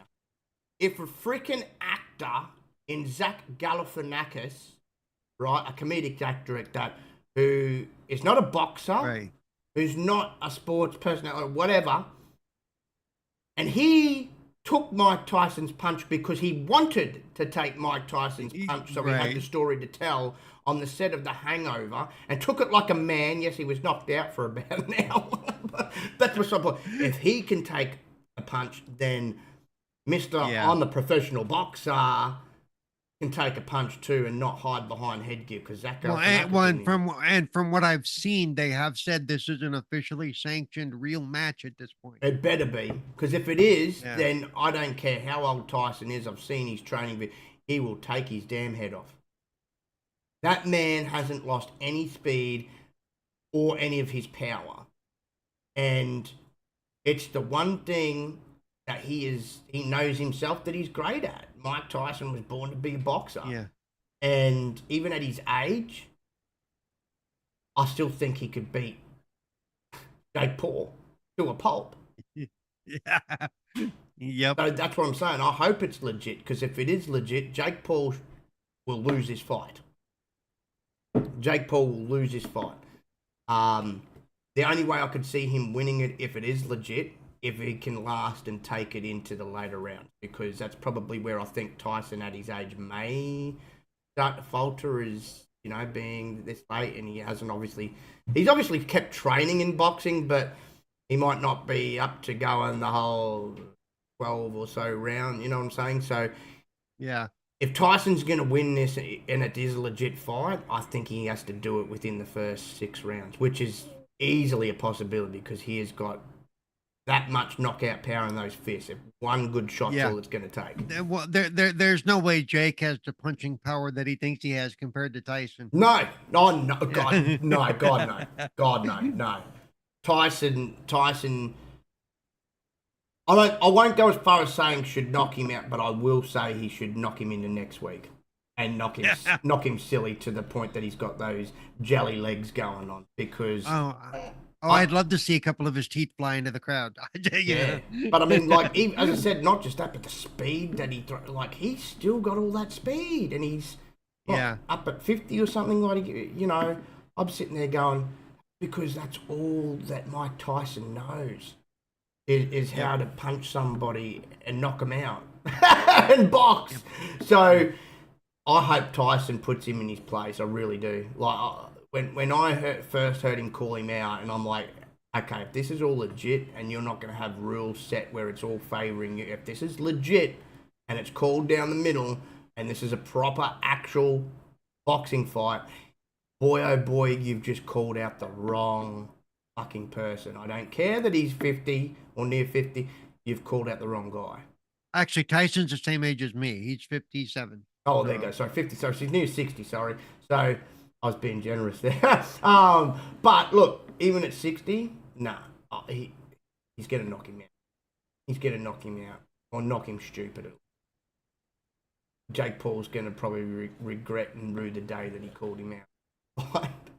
Like you said, if it's real. If they don't, if it's real, you know, yeah. If it's okay, not Mike, staged. You have to go in with like your hands handcuffed together behind. Well, your back. The other thing is that he wanted him. I don't know if he got it, but he wanted him to wear all these big, freaking heavy, huge gloves. I'm like, what? So it's softer on your face or something? I'm like, what the? I'm like, you can't call out Mike Tyson and not have this legit. You that scared of his punches? Then why'd you call him out? Like, it just seems like he's afraid of what a punch from Mike Tyson. Well, and remember there was all that talk of, you know, that his brother's going to be able to be with him and can quote tag in. I can't see his brother risking his career. I don't think Logan Paul owns any part of it. Like, it was one thing for Logan Paul to hop in there with Mayweather, but Mayweather has always been a defensive fighter, so you didn't have to really worry about the knockout power. So like, that's why I could see why Logan stepped there, but Logan ain't going to want no part of possibly the greatest knockout artist in boxing history. Yeah. Sorry, that was my little fella popping up on. But no, it's. I'm hoping it's legit, man. I really do. I'll be watching it, and I'll be because I'm a boxing enthusiast, like I'm a wrestling enthusiast, and I'll be able to tell very, very quickly if it's all put on or what. Well, and I'll be watching it because I love a train wreck, you know? Yes. That's what I'm saying. I hope Jake Paul finally gets put in his place because he needs to be. I think he's even more cocky and brash than his brother, to be quite honest. Well, and like I said, the difference is Logan does it for fun, you know? And I don't think that's his, like we've said, I don't think that's how he really is, because if he was, we'd be getting all those reports from, you know, all the different tabloids and stuff that he's an asshole and nobody likes him, you know? Yeah, of course. But we're not getting that. So, but I think Jake is probably really is what he is, acting like he is. Yeah. And he's going to get laid out for it. You know? Yeah. As I said, he's chosen. I mean, the guy for some reason runs from Manny Pacquiao, but you want to take on Mike Tyson? Okay, that makes a lot of sense. Right. Or he wants to get in the ring with people that haven't actually boxed for 6 years. And you know what? I turned around and said, I think he's too heavy right now because he obviously had to put on weight and muscle and that to get up to a heavyweight. But I've seen a lot of boxing fans go, Why when you're a lighter in that, why didn't you call out Bud Crawford? Yeah. You know, why haven't you called out Errol Spence? Why haven't you called out these guys that are in the prime? Why didn't you go over and before he lost the belt? Why didn't you go? If you wanted to fight a heavyweight, why didn't you fight the guy who's been on top until he recently lost his belt? Fight the Gypsy King. Yeah. Especially if he wants a shot. He keeps saying he wants a shot at the belt. Then you got to fight the right people to get there. You can't. Yeah. I just fought Tyson. That's not exactly going to get you there. Right. You know? Especially if people realise, well, that wasn't shit. And you had this favouring you and that favouring you. It was more staged than anything. You know? Who knows? Maybe they gave Tyson enough money to just go, hey, let us beat up on you. Yeah, especially like the last guy. Yeah, he's a janitorial engineer now, and he hasn't, he was a Golden Glove champion 12 years ago. Okay, great. Exactly. But no, that's all we got for you this week, folks. These guys are bullshit. Yeah, exactly. These guys are all bullshitters, bro. Exactly, John. You know what's up, bro. You know what's up. But look, that's all we got for you this week, folks. I hope you've enjoyed the show and the conversation and the topics this evening. I appreciate all the support. This is the chat's been really, really popping this evening. We've had the Rockin' One rocking out with us. Shout out to you, love. We've had John 907i. Always great to see you in the chat, brother. We had Lamethius, the one and only 108 Dragons, drop in. Shout out to you, brother. Of course, Yobi was in here early with the Boogeyman. Tim Air was up in here, of course, as he is each and every week. And Dreadpool, of course, at the top of the show. And a whole bunch of lurkers. Fantastic support tonight. Can't thank you all enough. And appreciate and I love yous all. Wouldn't be a pod without yous, especially those engaging in the chat. And again, John, thank you for that awesome question, man. I mean, we go on about our favourites for a freaking day. That could be a whole bloody pod talking about our favourites. There's so many. Yeah. There's been so many greats from an abundance of different eras. So no, it was a great question to end the show. But again, thank you all. And without further ado, Paul, you want to let the fine folks know where they can find you, brother? Oh, let's see. You can find me on Twitter at CerebralPaul1, Twitch at CerebralPaul. Wednesdays now at 1:30 p.m. Pacific, 4:30 p.m. Eastern on the Xbox Ambassador channel. Don't know what I'm going to play this week. Maybe I'll do a little bit of the Hypercharge game that I'm having a lot of fun with. And I will be getting a review out in the next day or so. And you can find me on Mondays here. And then on Thursdays, also here on 4GQ TV. And then officially, that's about it. Other places I might show up this Sunday. I might be hanging out with Lamethius himself as we have the showcase, the Xbox showcases this Sunday. Yes. So yes. Big news. Summer Games Fest, I think, a day or two before it as well? The 4-hour show, whatever it is. Summer Games Fest is actually, I think it's after that, isn't it? No, it's before it. No, it's before it. It kickstarts the whole week. Right. 5-day event. So basically, this whole weekend is going to be game crap. So, yes. Yeah. And I don't know if you've seen my post on Twitter, man. All Xbox has to do for me, even though I'm a PC guy, but all they have to do for me is go out there, show more of Fable off, and give me a 2025 release date, and I walk away happy as a pig in mud. Right, that is my most anticipated game of this current generation's Fable, because I'm a huge Fable fan. Yep. And I want that game yesterday. I think Carlo does too. He's another one that's been really anticipating and wanting to see that. So I think it shows up at the show. I don't have any doubt about that, to be quite fair. I think they will show more of it off. I'm just looking for a date. And I'm hoping I don't care when it is next year. I just hope it's next year. That's what I'm hoping for. I know they've been working on it for a while, so. See, and me, I go in with no expectations. That way, I like whatever they do. Apart from Fable, I have no expectations. Yeah. Like I have a feeling I know what probably will be shown up there. Like I dare say. I'm pretty confident in saying this. I dare say we're going to see more of Avowed, since it's supposed to come out this year. I dare say we're going to see more of the new Microsoft Flight Simulator, since that's also hitting this year. Yep. I dare say we'll see more of Indiana Jones, since that's also hitting this year. I think we're going to... They're doing the focus on Call of Duty, but I think we're going to see more of the Activision Blizzard stuff. Yeah, I think I'm pretty confident in saying that something Gears related will show up, because there's been too much fire to the smoke that's out there. Possibly a Gears 6, but it'll be something Gears related. Could even be something to do with the movie or TV show and whatever they're doing as well. Could be Yep. both. But I as could long see as I some see mobiles Fable. because of ABK. I could see we're probably gonna have a little bit of a mobile spotlight for a while because of things Yeah, like Candy yeah, Crush and stuff like that. yeah, So just deal with it. yeah. Yeah.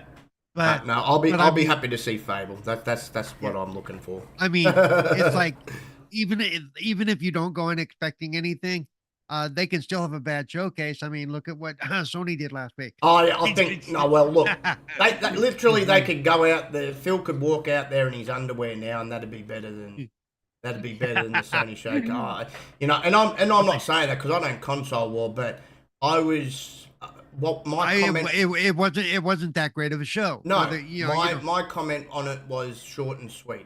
It left Yeah. a lot to be desired. Yeah.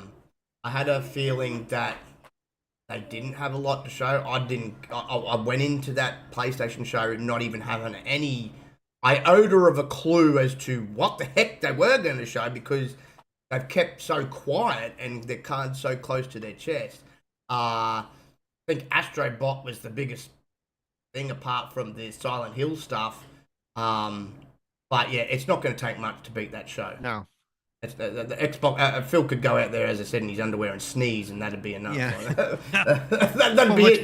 Done. And for me, it was a matter of okay, Astrobot looks cool, but Astrobot's not my kind of game, so I didn't care. No, So exactly. So even the God of War Ragnarok PC announcement was met with lukewarm responses because a lot of people that enjoy God of War, a lot of older heads, especially me myself, prefer the David Jaffe's God of War because you had your controller in your hands doing a lot more because it was a hack and slash. Essentially, with the new God of War, I won't take anything away. The more in depth with the characters and deeper character development and the story is fantastic with the new God of Wars.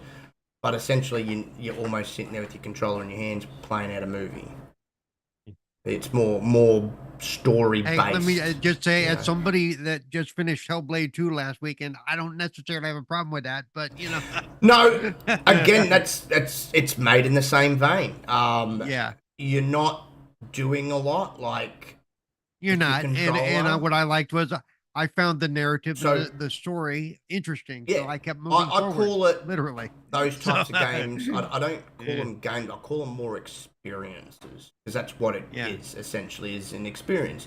It's not a game like Starfield's a game. You're constantly doing stuff with your controller and that. Like I remember even when PlayStation brought out the game Heavy Rain. That was an experience. You didn't do a lot with your controller. You would press a button here and there, and then the sequence would act out. And maybe there was moments where you would button mash for a little bit, but it was the experience. It was the story. It was the character, and the emotional ride it took you on. They're experiences, and I think there's a place for that type of genre in video game. And the only thing with that genre is it's usually one and dones, but that's what it is, and the one and dones are usually a fantastic time. So and the new God of Wars, as I said, compared to the old God of Wars, they're more of an experience now. And the other thing I don't, I'm not hating too much on it because I do like God of War, but I preferred the old Kratos. I preferred the uber angry, aggressive Kratos that wanted revenge and wanted to kill every god that had done him wrong over cool, calm, collected Kratos that's trying to guide his son on a path. Essentially. He's still somewhat of a badass and he's older now, of course, but I love that badass original Kratos. Oh man, those games, David Jaffe's games were just amazing. And there's rumours that didn't show up at this show, but there is rumours. Hopefully they are true and come to fruition that they're going to remake that original trilogy, which would be fantastic because they were fantastic games. The story, the gameplay, everything. So we will see. What's this? PlayStation games on PC and Xbox renting COD to PlayStation was enough for me. Yeah, there you go. That's it. Done. Show over. They win. But yeah, no, of course, you can find me everywhere on the app known as X now, as he's really pushing, even advertising-wise. Of course, you find me on the Xbox app. If you're on there, on Steam, if you're on PC. But besides that, you find me here each and every week on the 4GQ TV channel with my partner in crime here, the power bombing, wheel and dealer, kiss stealing, jet flying son of a gun known as Paul, the cerebral one, talking everything wrestling with Pop-Up Powerbomb, and of course every Wednesday with Ryan and soon the Sergeant, aka Steve, Sentinel Gaming, where we talk all things gaming, cover all platforms. But, of course, before we head out here, if you haven't already, hit the like button, share this out, and hit that subscribe button and the notification bell. You'll know when any of us go live or any new content is added. Paul and Carlo would do some fantastic interviews. Carlo's been rubbing shoulders with the elite of many different industries, so he's got some more amazing interviews coming up. Then you've got the 4GQ podcast, which follows the Backlog Bastards the next day. You've also got the All Women's pod on the weekend, and everything else in between. So do check out all the content here. Why would you want to go anywhere else? 4GQ offers you everything possible. Yep. Gaming, sporting, wrestling, everything. Movies, TV. Yep. I do believe Carlo mentioned they've got someone from the FBI coming up soon that is interviewing, and someone from NBC. NBCs, that's what I'm talking about, rubbing shoulders with some elite people here. So shout out to the brother Carlo doing all that legwork. And going to all these conventions and meeting the people he meets. I'm quite sure eventually we will get some wrestling personalities on here. I know Paul can probably get some contacts going too, so hopefully we get them or somebody on the show. And at least if they don't want $300, if they don't want $300, $1,000, yeah, exactly. Yeah. It'd be nice. Never know. One day we might get someone like a Mick Foley or someone on. We will see as time tells. But thank you all again. Hope everybody enjoys the rest of their evening and week. Actually, before we get off, just a heads up, we will not be here next week. No, we won't. Scheduling conflicts. Yes. Yes. But next weekend will be a pay-per-view, so we will talk to you about that as soon as we can. So. Yes, we'll be back. We won't be on next week. We'll be back the week after to cover the pay-per-view, the NXT pay-per-view for sure and for certain. But yes, until we see you next time. Hope everybody enjoys the rest of their day or evening, wherever you may be. And we outie. Good night, folks.